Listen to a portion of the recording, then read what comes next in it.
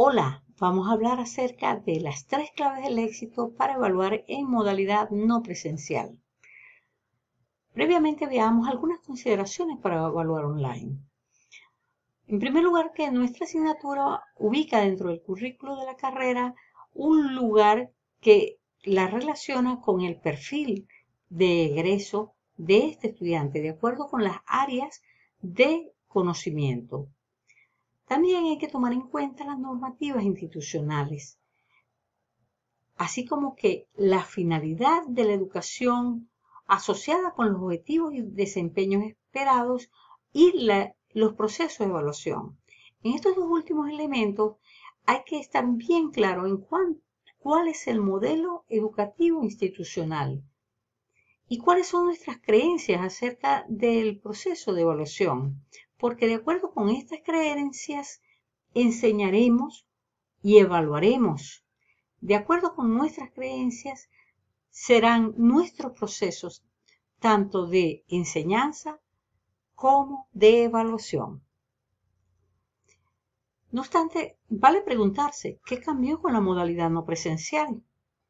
No cambió la intencionalidad educativa. La evaluación sigue siendo un gran instrumento para verificar los niveles de logro de desempeño de nuestros estudiantes. Tampoco cambia la evaluación y tampoco cambia la retroalimentación, porque los estudiantes deben ser siempre informados acerca de sus avances, informados constructivamente, pero también la universidad debe estar al tanto de cómo han sido los avances de nuestros estudiantes, de los procesos de aprendizaje de nuestros estudiantes. Lo que sí cambió fueron las características y el formato de las evaluaciones, la priorización de los recursos y las herramientas que ahora utilizamos para evaluar. Por lo tanto, presentaremos estas 3 claves para la evaluación exitosa. En primer lugar, la planificación y ejecución. En segundo lugar, la comunicación de resultados. Y en tercer lugar, el uso, la aplicación de herramientas y tecnologías interactivas. Comenzamos con la planificación y ejecución. La modalidad en línea sí cambia la forma de trabajo y de evaluación. Ahora debemos priorizar, puesto que no dispondremos de ciertos recursos. Por ejemplo, si estamos en el área de derecho, necesitaremos una variada literatura que refleje todos los contenidos necesarios y valiosos y confiables, pero ya no disponemos de la biblioteca institucional. Por lo tanto, debemos ser creativos en cuanto a proveer los recursos a los estudiantes o identificar dónde pueden localizarlos. Por otra parte, no todo lo que hacemos de manera presencial se puede reproducir de manera online. Así que el reto es ahora pensar en términos de aprendizaje más que pensar en términos de enseñanza, es decir, pensar en función de nuestros estudiantes. No cambia la evaluación y los momentos en los cuales evaluamos y la intencionalidad de la evaluación en cada uno de estos momentos. La evaluación diagnóstica para saber el nivel de ingreso de nuestros estudiantes, la evaluación formativa durante todo el proceso de aprendizaje y la evaluación sumativa.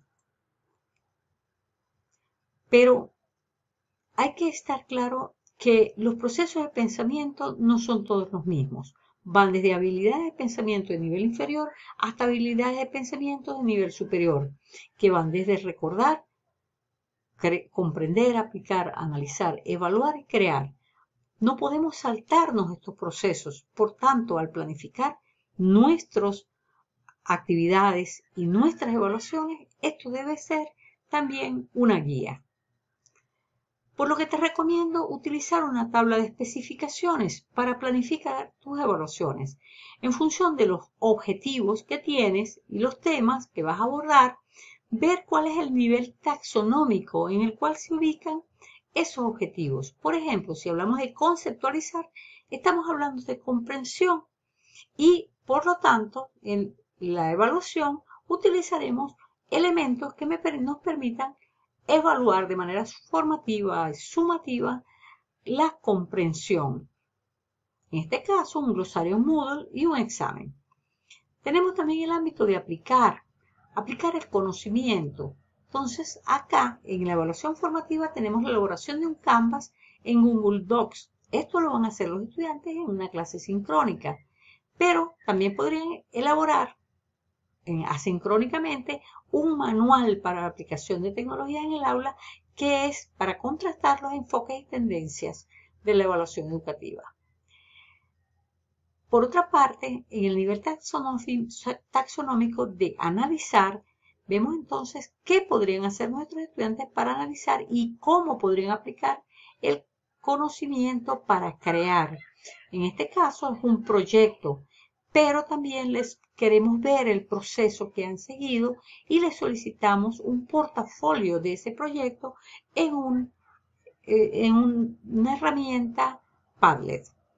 Por lo tanto, en este ejemplo estamos viendo cómo los objetivos, los temas y los niveles taxonómicos se asocian con los porcentajes y con los tipos de evaluación que estamos realizando de manera online, pero también utilizando herramientas tecnológicas que apoyan todos los procesos cognitivos.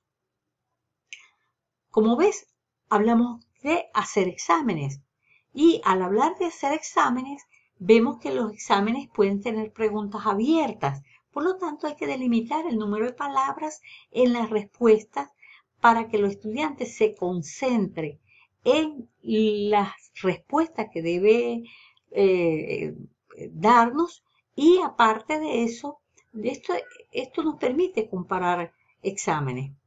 Por otra parte, las preguntas deben ser claras, pero también deben ser complejas en cuanto a los procesos de pensamiento que se desea activar.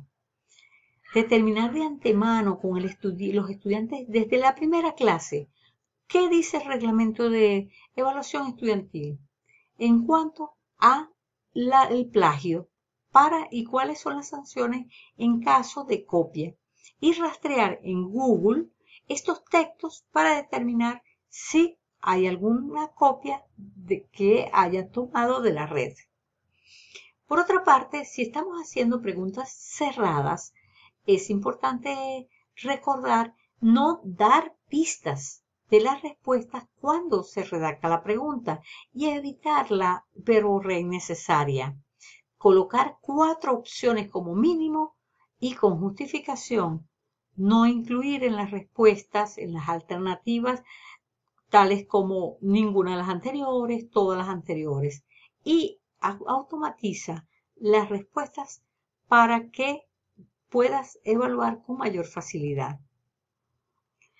Al evaluar, nuestros instrumentos deben seguir adecuados con la categorización de los procesos cognitivos.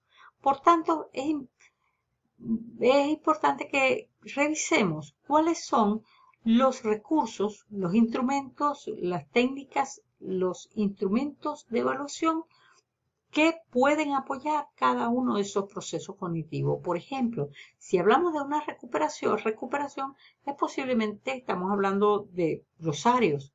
Estamos hablando de niveles de comprensión, de recuerdo. Si hablamos de análisis, posiblemente estemos hablando de ensayos argumentativos. Si hablamos de comprensión, posiblemente les podemos solicitar a los estudiantes un diagrama de Ichikawa.